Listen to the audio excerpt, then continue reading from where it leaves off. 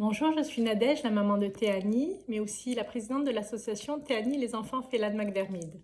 Phelan-McDermid est une maladie génétique rare qui regroupe les personnes atteintes d'une délétion 22q13 ou d'une variante sur le gène SHANK3 ou encore des personnes avec une anomalie génétique homogène ou en mosaïque ou encore le chromosome en anneau. Il faut savoir aussi que près de presque 80% des personnes atteintes de ce syndrome ont un trouble autistique.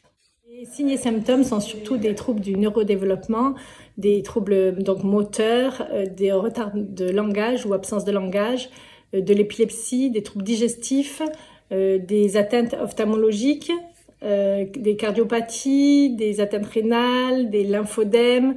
Ça peut être aussi des troubles ophtalmologiques. Voilà, donc un petit peu le panel. À l'âge de l'adolescence et de l'adulte, on est sur des troubles psychiatriques aussi. Les chercheurs ces dernières années se sont beaucoup intéressés au gène SHANK3 puisqu'il code pour une protéine d'échafaudage qui est localisée dans les synapses des neurones. Le 22 octobre est la journée internationale du syndrome Phelan-McDermid. En octobre là, de cette année 2022, on est maintenant 3106 patients détectés dans le monde entier. C'est 4 fois plus qu'en 2013. Bonjour, je suis Sandrine, la maman de Maxence. Bonjour, je suis Fabien, le papa de Maxence. Maxence est né le 22 octobre 2009, il est atteint du syndrome Phelan-McDermid. Donc nous avons également un grand garçon, Justin, âgé de 16 ans, qui lui ne présente pas de symptômes et n'a pas la maladie. La grossesse de Maxence s'est passée sans difficulté. Ces 2 premières années se sont bien déroulées, nous ne sommes pas inquiétés. Non. Il a juste montré des difficultés au moment de la mise au sein et de la prise du biberon. Sa dégustation était difficile en fait. À 2 ans et demi, donc, Maxence présentait des troubles du langage puisqu'il ne parlait pas. Il avait juste prononcé quelques mots. Et puis, il avait également des difficultés pour se poser, pour faire certaines activités. Voilà, donc l'entrée de l'école arrivant, il ne voulait pas du tout entendre parler de la propreté non plus. Donc on a vraiment commencé à se poser des questions et nous nous sommes dirigés donc vers une psychomotricienne pour faire un bilan. Après un premier bilan avec un ORL pour vérifier l'audition. Oui. Et au bout d'une semaine, donc après, elle nous a convoqués tous les deux pour nous expliquer que Maxence présentait quand même un sacré retard, qu'il avait un comportement d'un enfant de 9 mois en fait au niveau des attitudes de la psychomotricité. Du coup, nous nous sommes ensuite orientés vers des neuropédiatres, dont notamment au CHU de Montpellier. C'est là que nous avons rencontré un professeur de neuropédiatrie. Lors de l'examen de Maxence et de la consultation, il s'est orienté vers une anomalie du chromosome 22, devant le retard et les troubles du langage.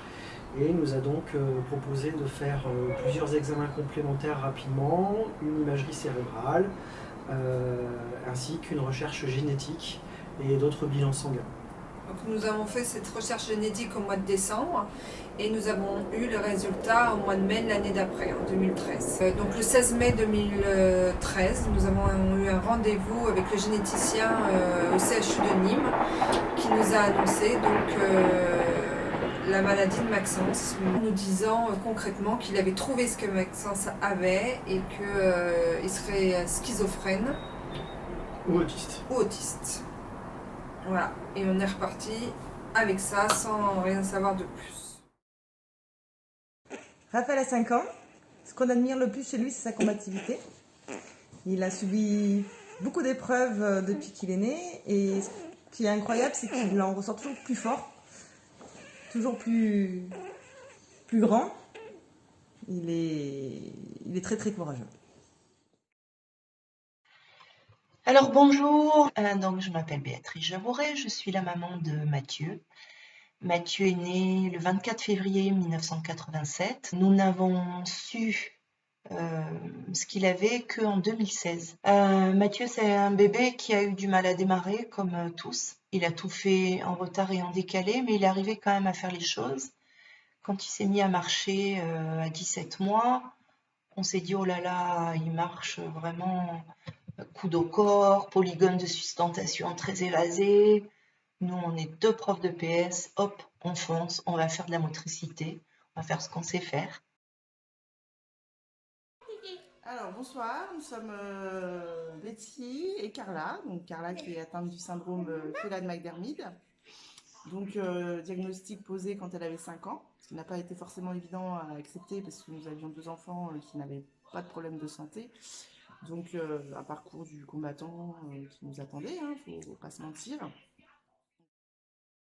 Annie, toute petite, j'avais vu qu'elle était un petit peu différente, mais on a été alerté vraiment par les neuropédiatres qu'à ses 10 mois, où on a commencé de la kiné et on a fait des tests génétiques. Et on a eu les résultats du test génétique à ses 2 ans et demi. Elle a été suivie par du coup de la kiné, de la psychomotricité.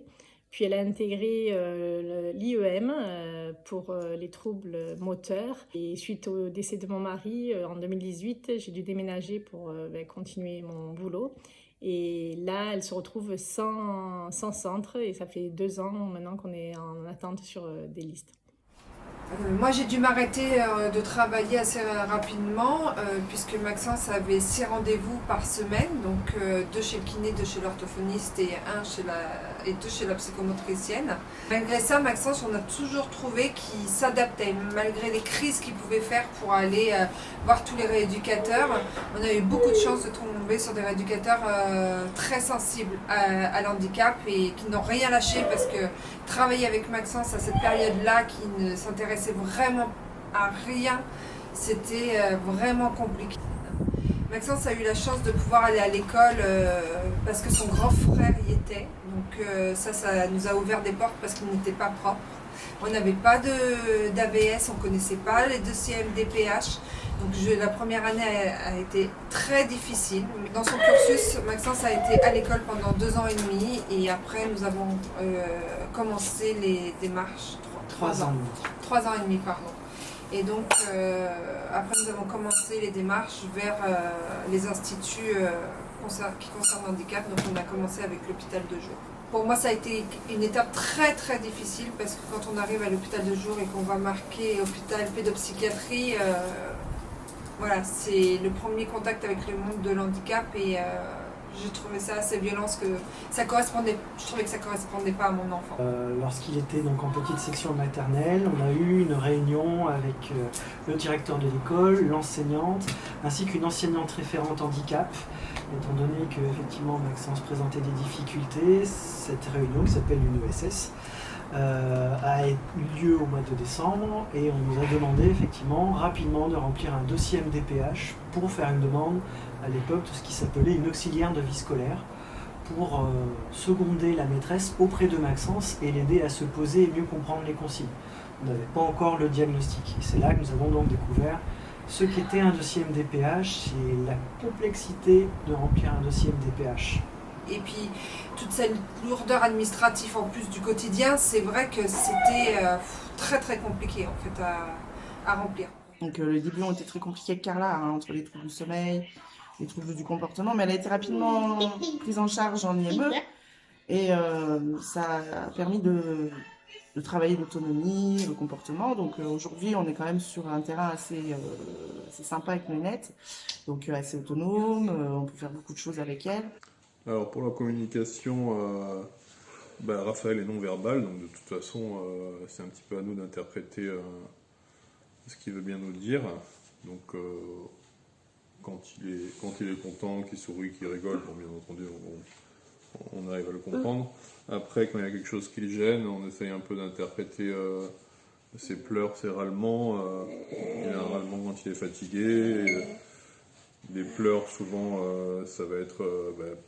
souvent, c'est quand il a mal au ventre, qu'il a mal quelque part. Et puis après, à nous de procéder par élimination pour trouver ce qui se passe. Voilà. Après, il n'y a pas de communication comme avec toute personne normale. On peut pas, quand on lui pose, on dit Raphaël, regarde-moi, on ne sait même pas ça ici, il le comprend réellement. Mais voilà, en tout cas, il sait comprendre à sa manière à lui.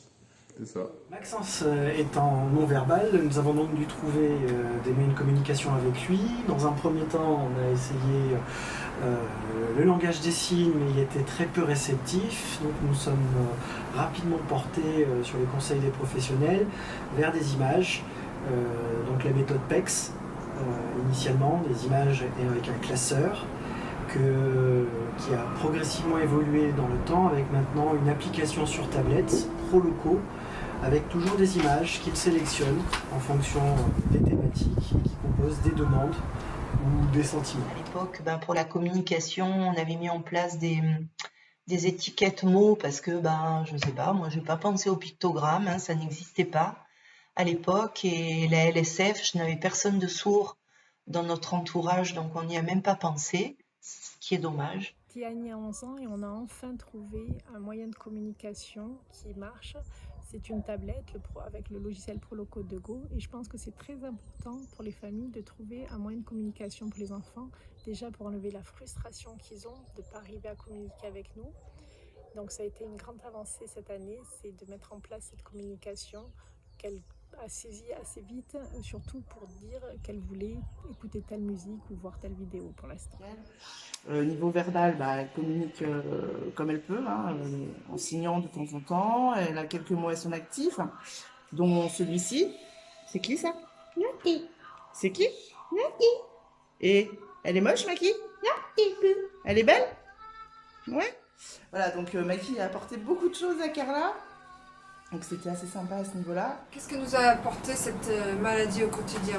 Beaucoup de difficultés dans la gestion à la maison, une mise en danger en permanence. Maxence, on peut dire que c'est le lait sur le feu. Il faut le surveiller constamment. Il a aucune notion du danger, pardon. Il mange tout, il est atteint du syndrome aussi de Pica, ça veut dire qu'il met tout à la bouche, donc il nous a mangé le contour de son lit, les peu de jeux qu'il avait en bois, tout ce qui est télécommande, il nous a cassé énormément de choses à la maison. Il faut nous enfermer, pas nous, mais fermer les portes à clé, ce qui demande une logistique énorme et c'est là où ça peut entraîner des conflits quand même dans la maison en permanence.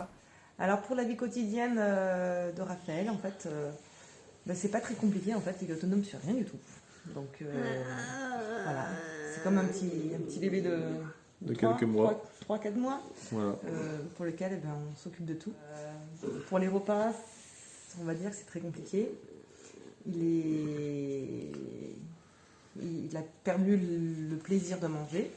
Et malheureusement, il ne mange pas assez, donc du coup, il a été posé une gastrostomie pour lui permettre d'avoir tous les apports énergétiques pour qu'il grandisse.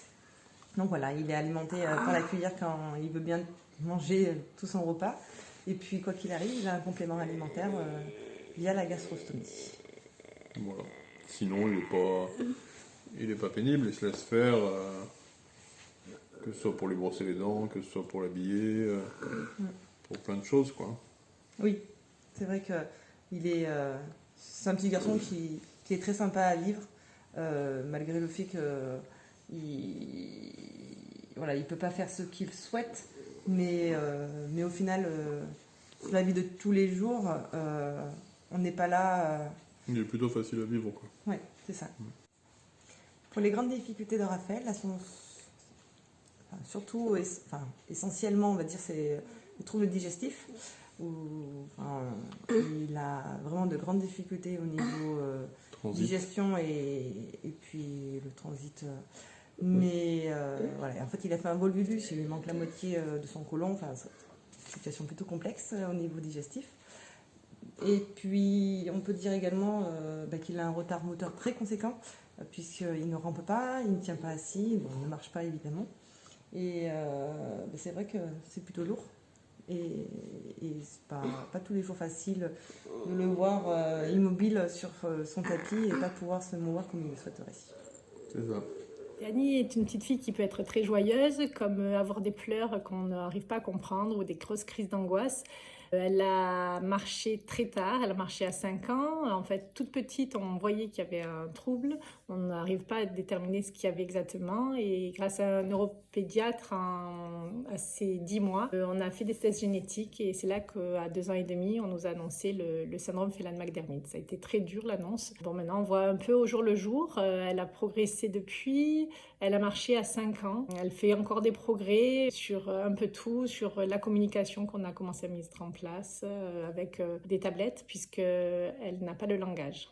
Donc Théanie n'est pas du tout autonome, hein, elle n'est pas propre non plus, elle a des couches. Elle est une petite fille qui essaie de se faire comprendre par des cris, des pleurs, de plus en plus par la tablette Proloco de Go qu'elle a acquis et elle a compris comment s'en servir pour communiquer.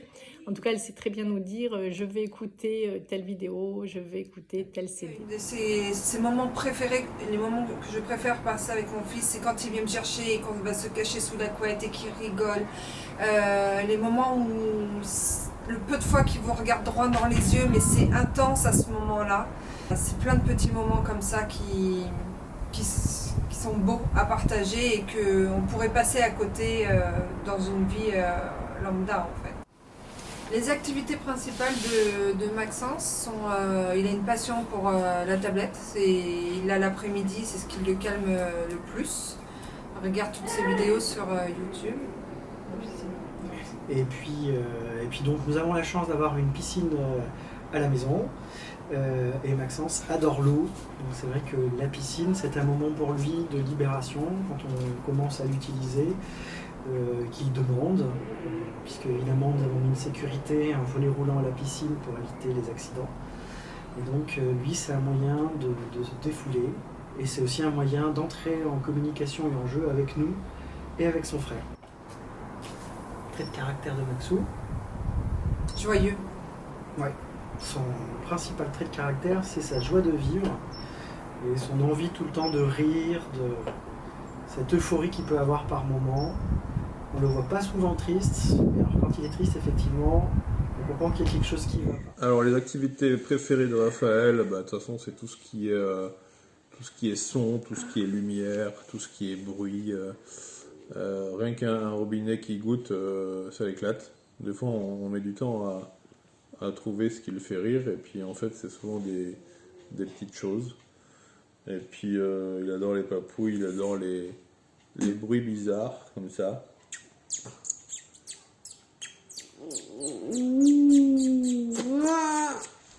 La prise en charge de Maxence, comme pour d'autres enfants handicapés, effectivement, est complexe au cours du temps parce que les établissements ont peu de place.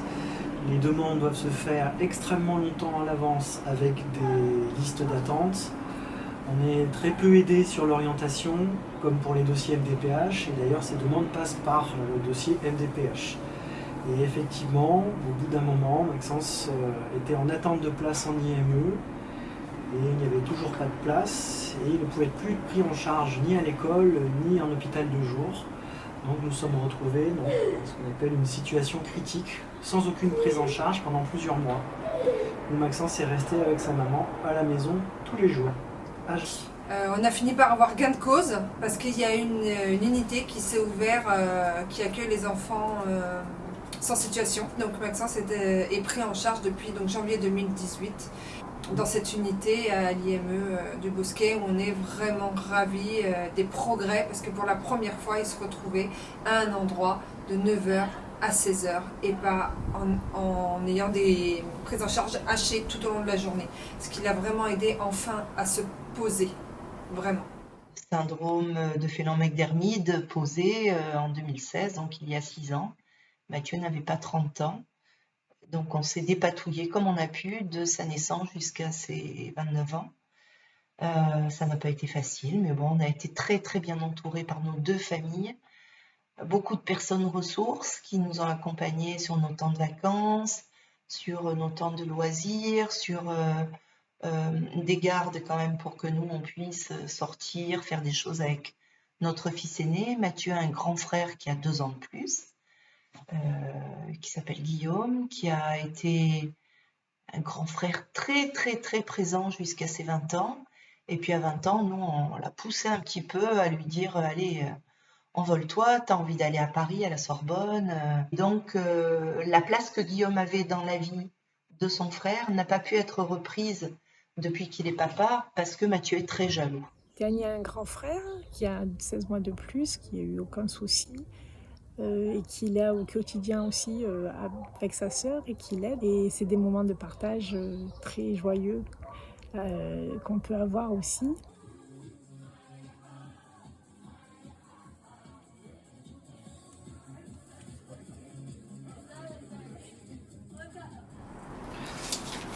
Comment fonctionne Maxence avec son frère? Ils ont peu de moments de complicité, de temps en temps. Justin a réussi à créer un moment de complicité quand il enlève la tablette qui est quelque chose de très très très important à Maxence.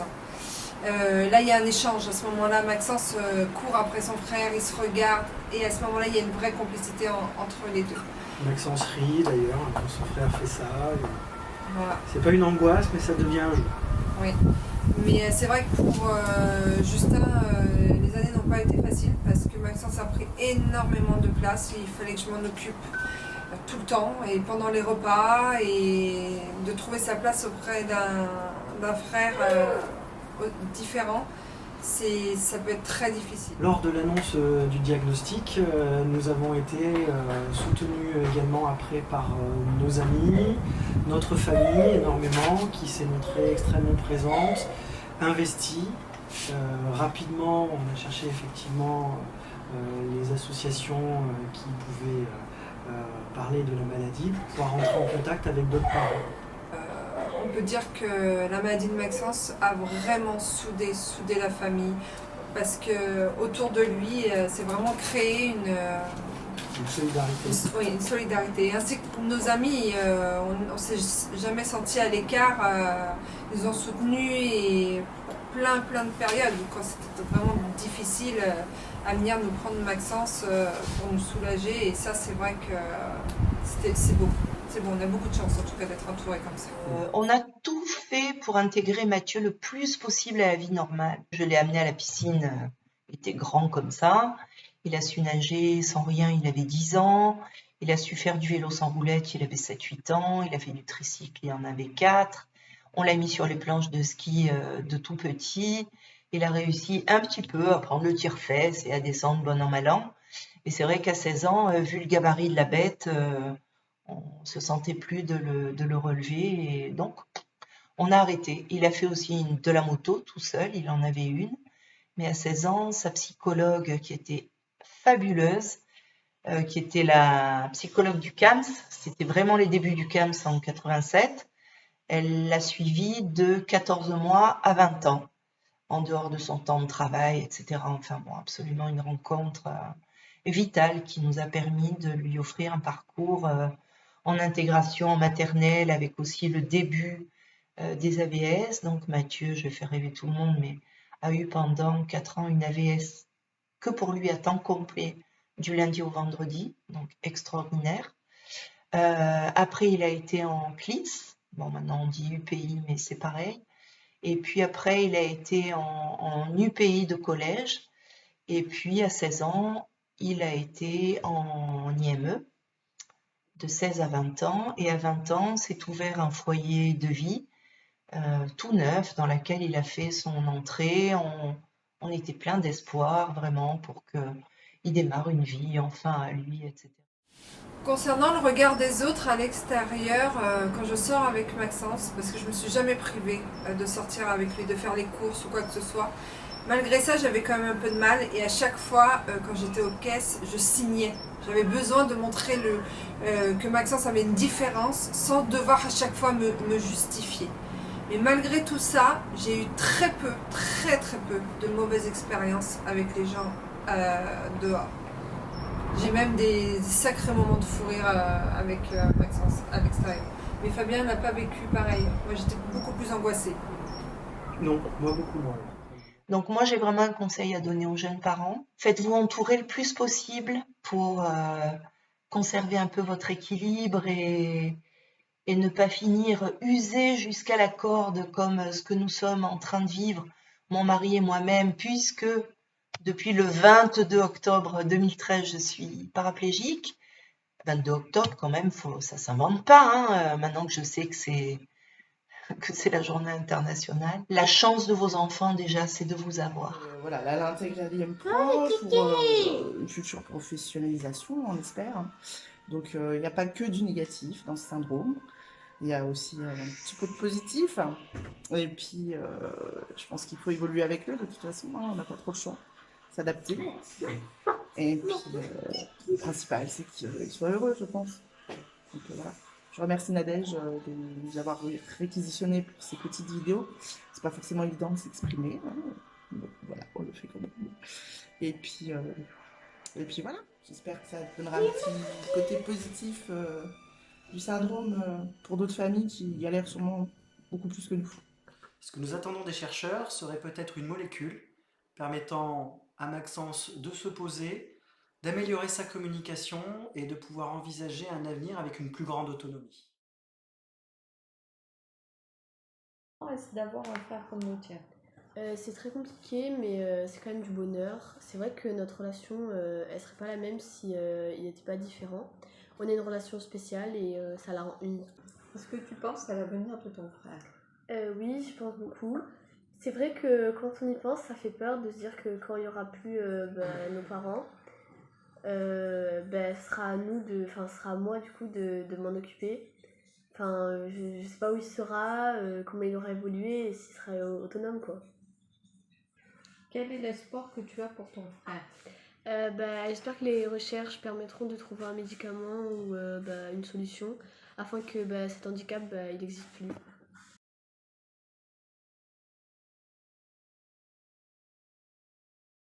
Éloigne, il est coquin, il tire les cheveux. J'aime bien dans la douche parce qu'il me fait plein de câlins. Parfois, il énerve un peu. J'aime bien qu'il soit malade parce qu'il est très doux, il fait moins de bruit que dès qu'il n'est pas malade. Et aussi, j'aime bien, mais il fait pitié. Gros bisous.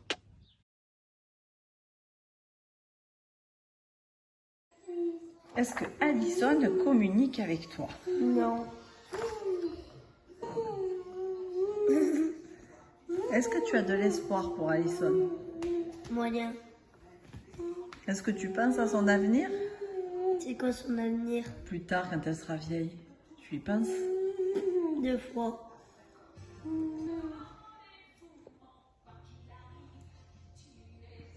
T'as quelque chose à dire sur Alison? Non. Elle aime quoi, Alison, dans la vie? Elle aime prendre nos cheveux. Emma, toi. Et nous choper par les cheveux. La musique. Et la musique. Et comment tu sais si Alison elle est heureuse?